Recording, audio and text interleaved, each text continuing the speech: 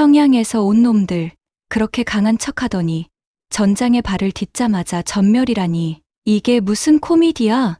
마치 처음부터 죽으러 온 것처럼 허무하게 사라져버렸네. 러시아 우크라이나 전쟁의 한복판 키이우에서 자신을 러시아 용병이라고 밝힌 한 중국인이 소셜미디어에 충격적인 영상을 올리며 이렇게 조롱했습니다. 그는 북한군 장교 8명이 전투 첫날 모두 전사했다고 비웃으며 그들의 목숨이 마치 아무런 의미도 없는 것처럼 말했습니다. 이 이야기는 곧바로 전 세계 언론의 주목을 받으며 빠르게 퍼졌습니다. 그러나 더욱 충격적인 것은 이 사건이 단순한 전사 소식으로 끝나지 않는다는 점입니다. 북한 발표에 따르면 이번에 러시아에 파견된 군인들은 북한의 최정예 부대로 고도로 훈련된 살인 병기들이라고 알려져 있었기 때문입니다. 이를 취재한 한 기자는 북한군 장교 8명이 전투 첫날에 모두 전사했다니 도무지 납득이 되지 않는다. 이 사건에 뭔가 숨겨진 비밀이 있는 것이 분명하다며 그 배후에 충격적인 진실이 있을 것이라고 주장하고 있습니다.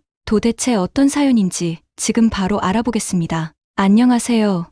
제 이름은 조시입니다. 키이우의 붐비는 거리에서 걷다가 다시 한번 핸드폰을 확인했습니다. 런던에 있는 편집장한테서 또 메시지가 왔더라고요. 조시, 너 괜찮아? 북한 군대 관련 뉴스가 여기저기 퍼졌어. 작은 카페에 멈춰서 따뜻한 핫초코를 주문했습니다. 2월에 우크라이나 바람이 너무 차가워서 손이 얼얼했거든요. 손가락이 얼어붙어가며 답장을 쳤습니다. 괜찮아요, 제임스. 전 여기 남을 거예요. 이건 꼭 다뤄야 하는 이야기예요. 저는 영국 출신의 종군 기자로 전쟁 지역을 많이 경험했습니다. 하지만 이번엔 느낌이 좀 달랐습니다. 어제 북한이 러시아를 돕기 위해 병력을 보낸다는 소식을 들었는데 아무도 예상 못했던 일이었죠. 불붙은 성냥을 기름통에 던진 거나 마찬가지였습니다. 위험하고 예측 불가능한 상황이었죠. 카페 창밖으로 사람들 지나가는 걸 바라봤습니다. 어떤 사람들은 장바구니를 하나씩 더 들고 있었고 다른 사람들은 이웃 어르신들의 장보기를 도와주고 있었습니다. 키이우의 일상은 계속되지만 그 분위기 속엔 어딘가 긴장감이 맴돌고 있었습니다. 사람들은 평소보다 빠르게 걸었고 모여서 소문을 주고받으며 속삭이곤 했습니다. 핸드폰이 또 울렸습니다. 이번엔 우크라이나에 와서 알게 된 기자 친구 리사였습니다. 30분 뒤에 평화 호텔에서 모이기로 했어. 다들 떠나자는 얘기하고 있어. 핫초코를 다 마시고 호텔로 향했어요. 이제 키이우의 거리도 꽤 익숙해졌거든요. 황금 도매 교회들이 소련 시절의 아파트 건물 위로 우뚝 솟아 있고 이 도시만의 오래된 것과 새로운 것의 조화가 정말 독특했습니다. 그런데 오늘은 뭔가 달랐습니다. 이곳에 무거운 소식이 들이운 것처럼 온 도시가 무겁게 느껴졌거든요. 호텔 로비에 도착하니 기자들이 모여 웅성거리고 있었습니다. 대부분 짐을 싸고 우크라이나를 떠날 계획을 세우고 있더라고요. 얼굴에는 걱정과 두려움이 묻어 있었습니다. 조시, 리사가 저를 향해 손을 흔들었습니다. 피곤해 보이는 얼굴에 평소 단정하던 갈색 머리가 엉망이었습니다. 손으로 머리를 여러 번 쓸어 넘겼는지 헝클어져 있었죠. 너도 떠날 거야? 고개를 저었습니다. 아니, 여기서 정말 무슨 일이 일어나고 있는지 알아야겠어. 하지만 북한 병사들이라니? 리사의 목소리가 낮아졌습니다. 이건 완전히 다른 문제야. 그들이 어떻게 행동할지, 어떤 일을 벌일지 아무도 몰라. 리사의 불안감을 이해했습니다. 북한은 세계에서 가장 폐쇄적인 나라 중 하나잖아요. 그들의 병사들은 어떤 사람들인지 아무도 몰라요. 하지만 그게 바로 제가 여기 있어야 하는 이유였습니다. 전쟁에 관한 이야기뿐 아니라 이 병사들에 관한 이야기를 전해야 했거든요. 이들은 누구고 왜 여기 있는 걸까요? 핸드폰 화면에 제임스한테서 또 메시지가 떴습니다. 마지막 기회야, 조시. 내일 너를 데리고 나갈 수 있어. 호텔 로비를 둘러봤습니다. 다른 기자들은 전화하고 항공편을 예약하고 탈출 경로를 계획하고 있었습니다. 하지만 제 마음은 이미 결심이 섰습니다. 답장을 쳤습니다. 저는 남을 거예요. 우리가 보는 것보다 더 많은 이야기가 있습니다. 절 믿어줘요. 저녁에 아파트로 돌아오는 길에 거리는 평소보다 조용했습니다. 겨울이라 해가 일찍 저물었고 건물들 사이로 긴 그림자가 드리워졌죠. 전쟁과 정치에 관한 이야기뿐 아니라 이 전쟁 한가운데에 갇힌 사람들에 대한 이야기를 생각했습니다. 그리고 이제는 새로운 인물들이 이 위험한 게임에 등장했죠. 작은 아파트로 돌아와 노트북을 열고 글을 쓰기 시작했습니다. 밖에선 도시의 불빛이 하나둘씩 켜졌고 밤하늘에 떠오르는 별처럼 반짝였죠. 이 전쟁을 바라보는 우리의 시각을 바꿀 이야기를 파헤치게 될 거라고는 상상도 못했습니다. 숨겨진 비밀을 알게 될 줄도 몰랐고요. 내일은 또 새로운 도전과 위험이 기다리고 있을 거예요. 하지만 지금은 해야 할 일이 있죠. 세상은 여기 우크라이나에서 정말로 무슨 일이 일어나고 있는지 알아야 했으니까요. 어떤 일이 있어도 진실을 밝혀내려 했습니다. 저는 키이우에 있는 작은 호텔방에 앉아 창문을 타고 흐르는 빗방울들을 바라보고 있었습니다. 희미한 불빛 속에서 노트북 화면이 빛나고 있었고 소셜미디어 피드를 스크롤하고 있었죠. 그러다가 모든 걸 바꿔버릴 영상을 처음 보게 됐습니다. 영상 속 남자는 국적이나 소속을 알 수 없는 검은 전투복을 입고 있었습니다. 하지만 그가 영어를 말할 때 드러나는 억양으로 중국인이라는 걸 알아챌 수 있었죠. 그는 부서진 건물 앞에 서 있었고 그 뒤로 콘크리트 조각들이 마치 부서진 퍼즐 조각들처럼 흩어져 있었습니다. 어제 루안스크 전선에서 북한 장교 8명이 죽었습니다. 그가 카메라를 향해 말했습니다. 그의 목소리는 차분하고 마치 죽은 군인들 이야기를 하는 게 아니라 날씨 이야기라도 하는 것처럼 평온했습니다. 그들은 뭘 하고 있는지 전혀 몰랐습니다. 적의 총알이 날아오는 곳으로 그대로 걸어 들어갔죠. 저는 화면에 더 가까이 다가갔고 옆에 놓인 커피는 점점 식어가고 있었습니다. 이 이야기에는 뭔가 이상한 느낌이 들었습니다. 기자로서 뭔가 맞아떨어지지 않을 때 직감을 믿어야 한다는 걸 잘 알고 있었거든요. 이 영상은 너무 완벽하게 만들어진 것 같았습니다. 북한 군인들을 어리석고 준비되지 않은 모습으로 보이게 만들었죠. 저는 노트북을 열고 질문들을 적기 시작했습니다. 왜 장교 8명이 한꺼번에 움직였을까? 이 영상을 누가 찍었을까? 왜 중국 용병이 이런 정보를 공유하는 걸까? 그는 어떻게 그들이 장교라는 걸 알았을까? 그때 핸드폰이 울렸습니다. 현지 기자이자 제 친구인 마리아에게서 온 메시지였습니다. 조씨, 그 영상 봤어? 지금 난리야. 사람들은 북한 군인들이 그냥 인간 방패로 쓰인다고 말하고 있어. 저는 답장을 보냈습니다.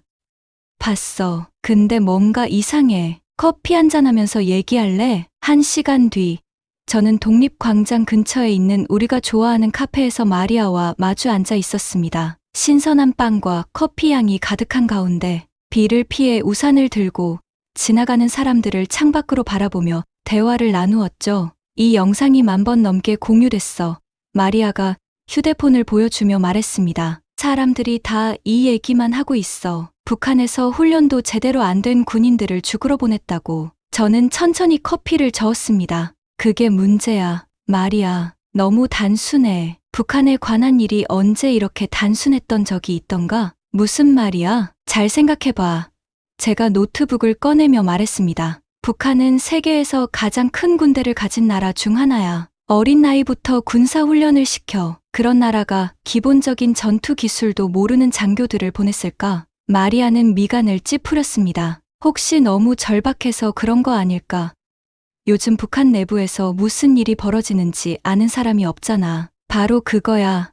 제가 말했습니다. 아는 사람이 없어. 그런데 이 중국 용병은 어떻게 이 장교들에 대해 그렇게 잘 알고 있었을까? 그리고 왜 굳이 이런 정보를 공유하고 싶어 했을까? 그 뒤로 저는 3일 동안 더 깊이 파고들었습니다. 군사 전문가들, 다른 기자들, 그리고 우크라이나에 있는 북한 군대에 대해 정보를 가진 사람들에게 연락해 봤습니다. 대부분은 영상에서 본 내용을 반복할 뿐이었지만 몇몇은 저와 비슷한 의문을 가지고 있었습니다. 그러다 폴란드에 살고 있는 북한 탈북자라는 사람에게서 암호화된 이메일을 받았습니다. 메시지는 짧았습니다. 영상 속 장교들은 진짜 장교가 아니었습니다. 그들 중 한 명을 제가 알았습니다. 진실을 알고 싶으면 바르샤바에서 만나죠. 저는 메일을 다시 읽으면서 손이 떨렸습니다. 위험할 수도 있고 함정일 수도 있었죠. 하지만 이 사람이 진실을 말할 가능성이 조금이라도 있다면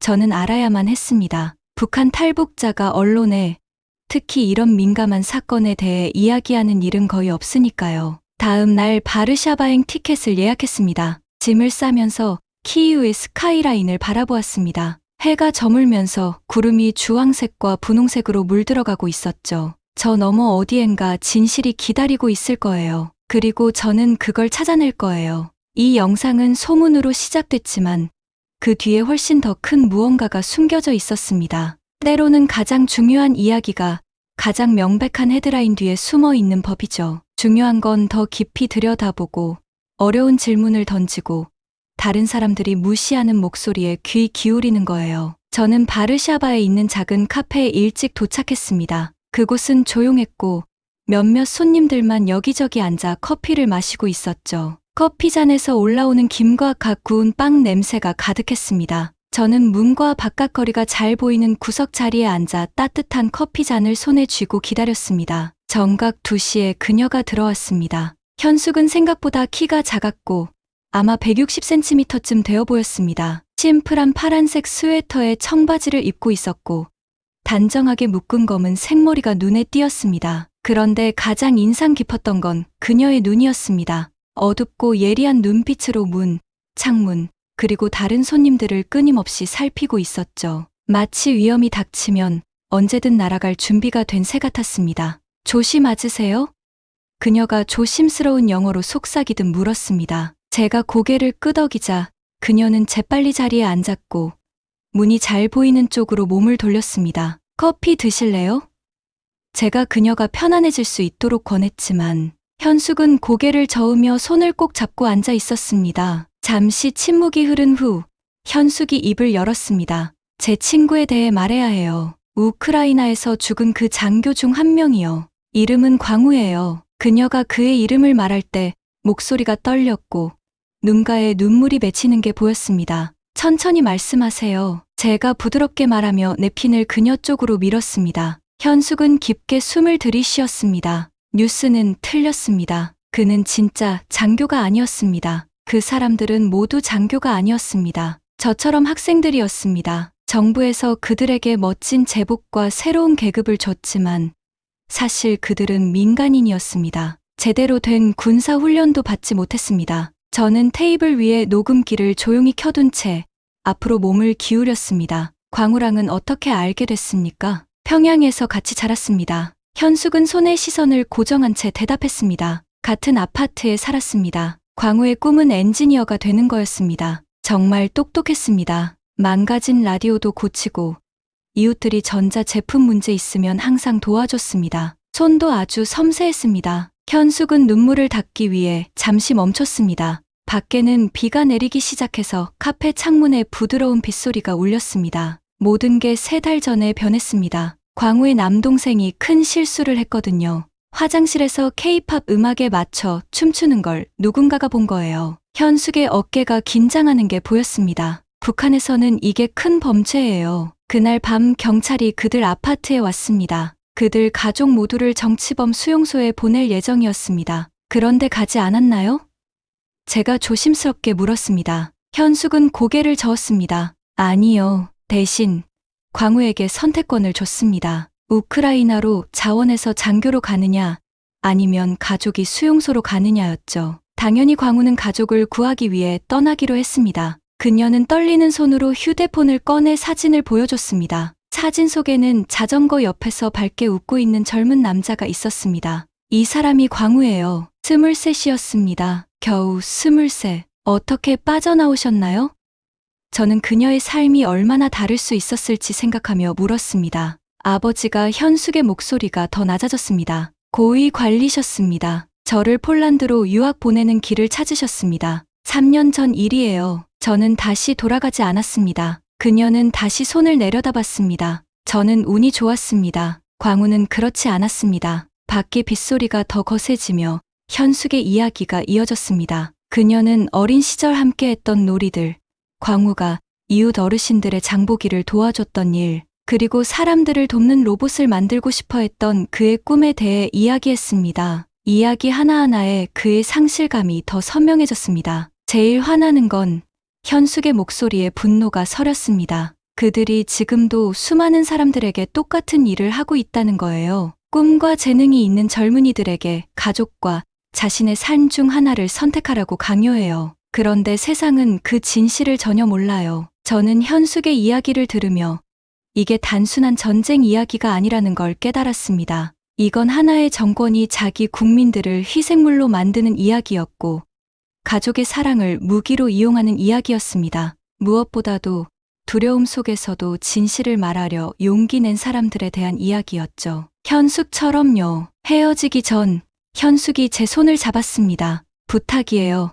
그녀가 처음으로 제 눈을 똑바로 바라보며 말했습니다. 이들의 이야기를 전해주세요. 광우의 이야기를 알려주세요. 사람들이 알아야 해요. 저는 그녀에게 약속했습니다. 그리고 빗속에서 서둘러 떠나는 그녀의 모습을 바라보며 어떤 대가를 치르더라도 그 약속을 지켜야겠다고 다짐했습니다. 제가 의자 앞으로 몸을 기울이자 현숙의 목소리가 거의 속삭이는 수준으로 낮아졌습니다. 주변의 카페 소음이 서서히 사라지는 것 같았고, 그녀는 삶을 완전히 바꿔놓은 그날 밤에 대해 이야기하기 시작했습니다. 제가 왜 정말로 북한을 떠났는지 알고 싶나요? 현숙이 커피잔을 꽉 잡은 채 물었습니다. 저는 순간을 깨뜨리기 싫어서 말없이 고개만 끄덕였죠. 현숙은 깊게 숨을 들이쉬더니 3년 전 평양에서 참석했던 파티에 대해 얘기하기 시작했습니다. 그녀의 아버지는 무역부에서 일하는 고위 관료였고, 덕분에 그들의 가족은 호화로운 아파트에 살면서 특별한 행사에도 종종 초대받았대요. 그 파티가 평양에서 제일 큰 호텔에서 열렸습니다. 현숙이 설명했습니다. 그날의 모든 세부 사항이 아직도 기억나요. 대리석 바닥이 너무 반짝여서 제 모습이 비칠 정도였습니다. 천장엔 크리스탈 샹들리에가 걸려 있었고, 테이블엔 제가 평생 본 음식 중 가장 많은 양이 차려져 있었습니다. 외국에서 온 과일, 비싼 고기, 먹기 아까울 정도로 예쁜 디저트들까지. 저는 그 장면이 선명히 떠올랐습니다. 최선을 다해 자연스러운 척하려 했을 어린 현숙의 모습이요. 그녀는 여성들이 제일 화려한 옷과 보석을 걸치고 있었고, 남성들은 어두운 양복에 지도자 배지를 달고 있었다고 말해줬습니다. 그러다 그가 들어왔습니다. 현숙이 말했습니다. 누구를 뜻하는지 굳이 물어볼 필요가 없었죠. 김정은이 경호원들과 함께 방으로 들어왔습니다. 모두 깊이 고개를 숙였습니다. 저는 방 뒤쪽에 또래의 다른 여자들, 모두 고위 관료들의 딸들과 함께 서 있었죠. 현숙의 손이 약간 떨리고 있었습니다. 그가 방을 돌며 여러 관료들에게 말을 걸고 있었는데 뭔가 소름 끼치는 걸 눈치챘습니다. 그의 눈이 우리가 서 있는 쪽으로 자꾸 가는 거예요. 특히 예쁜 여자아이들에게 오랫동안 시선을 두고 있었죠. 그냥 평범한 시선이 아니었습니다. 마치 물건을 고르는 것 같았습니다. 현숙이 이 말을 하는데 저도 모르게 등골이 서늘해졌습니다. 현숙의 아버지도 이 시선을 알아차렸다고 해요. 김정은의 시선이 몇 초 동안 현숙에게 머무르자 아버지의 얼굴이 창백해졌다고 했습니다. 다음 날 아침, 아버지가 아주 일찍 제 방으로 오셨습니다. 밤새 한숨도 못 주무신 것 같았습니다. 아버지는 제가 꼭 필요한 것들만 챙겨서 작은 가방을 싸라고 하셨습니다. 그리고 폴란드로 유학을 가야 한다며 그 주 안에 떠나야 한다고 했습니다. 왜 그렇게 서두르는지 이해가 안 갔죠. 현숙은 눈물을 훔치며 잠시 말을 멈췄습니다. 나중에야 진짜 이유를 알게 됐습니다. 아버지는 김정은의 관심을 받은 관료의 딸들이 하나둘씩 사라진다는 소문을 알고 계셨던 거예요. 어떤 아이들은 그의 개인 거처로 끌려갔고, 어떤 가족들은 그날로 아이의 흔적도 없이 사라졌습니다. 아무도 그 얘기를 공개적으로 하진 않았지만 다들 알고 있었죠. 그녀는 같은 아파트에 살던 친구 순이 이야기를 해줬습니다. 순이도 2달 전 비슷한 파티에 참석했었는데 일주일 후 순이의 가족은 하룻밤 사이에 사라졌대요. 그들의 아파트는 텅 비었고 그 후로 그들에 대한 이야기는 아무도 하지 않았습니다. 아버지는 모든 인맥과 거의 모든 재산을 동원해서 제 출국을 서둘렀습니다.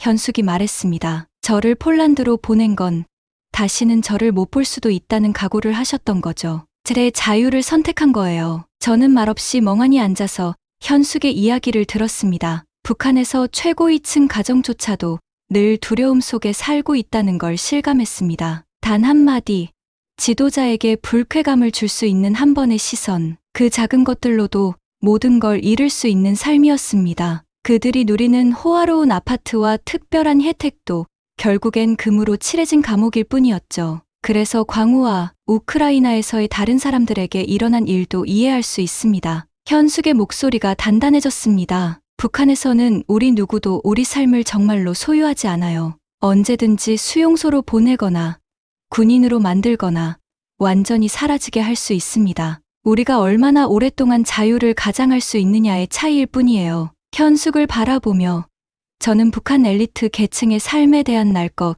그대로의 진실을 보고 있다는 생각이 들었습니다. 그녀의 이야기는 북한 정권이 단순한 무력만으로가 아니라 모든 가정에까지 깊이 뿌리내린 두려움을 통해 권력을 유지해 나간다는 걸 보여줬습니다. 기자로서 북한에 대한 글을 많이 써왔지만 이렇게 인간적인 현실을 담은 이야기는 처음이었습니다. 현숙의 개인적인 이야기를 통해 그녀가 겪었던 체제가 이제는 광우 같은 젊은이들을 우크라이나로 보내 죽음으로 몰아넣고 있다는 걸 알 수 있었습니다. 단순한 군사 전략이 아니라 사람들에게 그들의 삶이 정권의 소유물임을 상기시키는 또 다른 형태의 통제였습니다. 현숙이 폴란드에서의 첫날을 이야기하면서 얼굴이 환하게 빛나는 걸 봤습니다. 조씨, 무지개를 한 번도 본 적 없다가 어느 날 갑자기 모든 색을 한꺼번에 보는 거라고 생각해봐. 내가 첫 슈퍼마켓에 들어갔을 때 딱 그 느낌이었어. 라면서 손짓을 하며 이야기했습니다.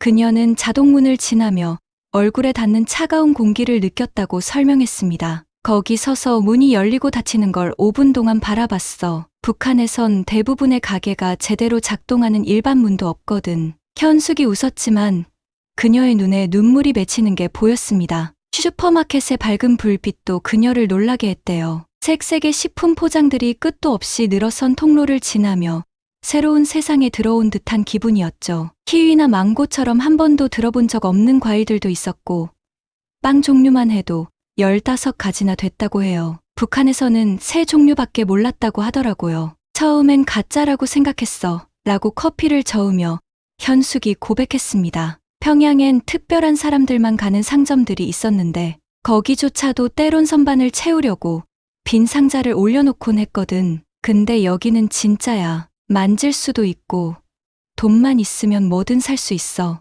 인터넷도 큰 충격이었대요. 북한에서는 대부분의 사람들이 진짜 인터넷을 본 적이 없었대요. 그 대신 광명이라고 불리는 정부에서 승인한 사이트들만 있는 폐쇄된 네트워크가 있었죠. 폴란드 친구가 구글을 보여줬을 때 마법 같았어. 라고 그녀가 말했습니다. 진짜로 아무거나 검색할 수 있는 거냐고 계속 물었지. 며칠 밤을 새워가며 세상에 대해 읽었어. 새로운 것들을 배우는 이야기를 할 때마다 현숙의 목소리가 더 강해지는 걸 느낄 수 있었습니다. 그녀는 유튜브를 처음 사용했던 때를 떠올리며 말했습니다. 몇 시간 동안 한국에 관한 영상을 봤어. 사람들이 어떻게 사는지, 집과 음식, 옷이나 머리 스타일을 자유롭게 선택하는 모습들 말이야. 그걸 보면서 우리가 뭘 놓치고 있었는지 깨달았을 때 울었어. 하지만 모든 발견이 기쁜 건 아니었습니다. 현숙은 자신의 나라 역사에 대해 아픈 진실을 알게 됐대요. 1990년대에 다른 나라들이 굶주리지 않았다는 걸 알았을 때 힘들었어.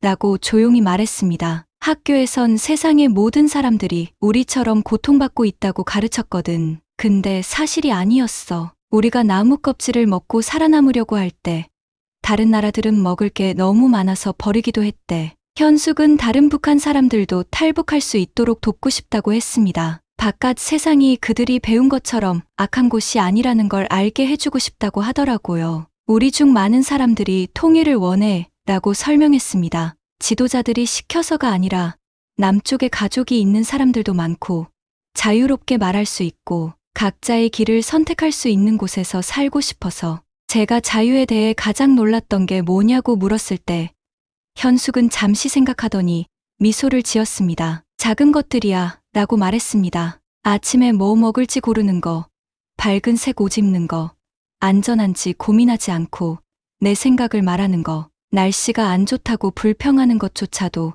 누구한테 들킬 걱정 없이 할 수 있거든. 현숙의 이야기를 들으며 가득 채워진 노트를 바라보며 그녀가 이런 진실을 나누기 위해 얼마나 큰 용기가 필요했을지 깨달았습니다. 그녀가 말하는 모든 한마디 한마디가 자신이 벗어나온 체제에 대한 작은 반항이었습니다. 그녀의 이야기는 단순히 북한을 떠난 것에 그치는 게 아니라 진정한 자유가 무엇인지 알아가는 과정이었습니다. 어떤 날은 죄책감이 들어 라고 현숙이 속삭이듯 고백했습니다. 여기선 맛있는 음식을 먹고 따뜻한 침대에서 자는데 내가 사랑하는 사람들은 여전히 거기 있잖아. 근데 다시 생각해보면 우리가 이야기를 나눔으로써 희망을 이어가고 있어. 어쩌면 누군가가 이걸 듣고 용기를 내서 자유를 찾으려 할지도 모르잖아. 저는 키이우의 작은 아파트에 앉아서 노트북 화면을 멍하니 바라보고 있었습니다. 밖의 거리는 오늘따라 조용했지만 머릿속은 현숙의 말들로 뒤죽박죽이었죠. 이 이야기는 꼭 제대로 전해야만 했습니다. 너무 많은 사람들의 삶이 걸려 있었으니까요. 저는 타이핑을 시작했습니다. 우크라이나에 있는 북한 군인들에 대한 진실은 우리가 아는 것과 달라요. 이들은 전투에 익숙한 전사들이 아니에요. 학생이고 노동자고 자신들의 전쟁이 아닌 전쟁에 강제로 끌려온 평범한 사람들이에요. 손이 떨렸지만 현숙이 말해준 광우를 써 내려갔습니다. 그는 수학을 좋아하고 다리를 설계하는 꿈을 가진 젊은 청년이었죠. 이제 그는 세상을 떠났습니다. 그날 죽은 8명의 장교 중 한 사람이 되었죠. 저는 독자들이 그를 단지 뉴스 기사 속 숫자로만 보지 않길 바랐습니다. 그를 한 사람으로 기억해 주길 원했습니다. 잠시 일어나서 차를 한 잔 끓였습니다. 컵에서 피어오르는 김을 보니 현숙이 이야기해준 그 바르샤바의 카페가 떠올랐습니다. 그녀의 눈에 서려있던 두려움이 아직도 제 마음속에 남아 있었죠. 얼마나 많은 이야기들이 세상에 나오기를 기다리고 있을까요?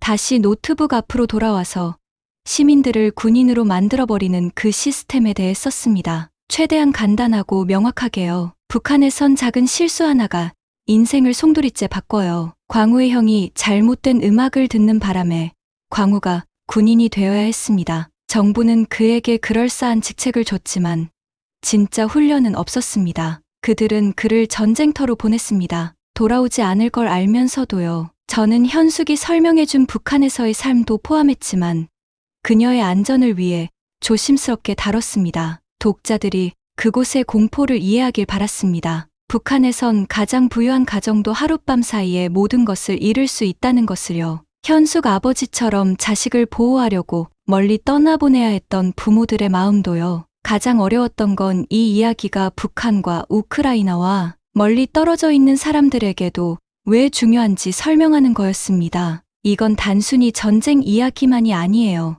이건 정부가 공포로 사람들을 어떻게 통제하는지에 관한 이야기예요. 이건 배우고 일하고 꿈을 따르길 원하는 젊은이들에 대한 이야기예요. 하지만 그들은 남의 나라에서 죽기 위해 보내지고 있습니다. 희망적인 이야기들도 함께 담았습니다. 남북한이 다시 만나는 꿈을 꾸는 북한 사람들, 목숨을 걸고 가족에게 정보를 보내려 하는 사람들, 탈북자들을 돕는 단체들에 대해 썼습니다. 이건 단순한 꿈이 아니었습니다. 변화를 향한 작은 가능성이었습니다. 해가 키이우 위로 떠오를 때 마지막 문장을 썼습니다. 슬픔으로 끝내기보단 행동으로 마무리하고 싶었거든요. 이 이야기를 나눌 때마다 우리는 침묵을 깨는 거예요. 이 군인들이 먼저 사람이었다는 걸 기억할 때마다 학생이자 아들이자 형제이자 꿈을 가진 이들이었다는 걸 기억할 때마다 우리는 그들의 인간성을 존중하는 거예요. 그리고 목소리를 낼 때마다 어느 정부도 국민을 하찮게 여길 수 없도록 만드는 거예요.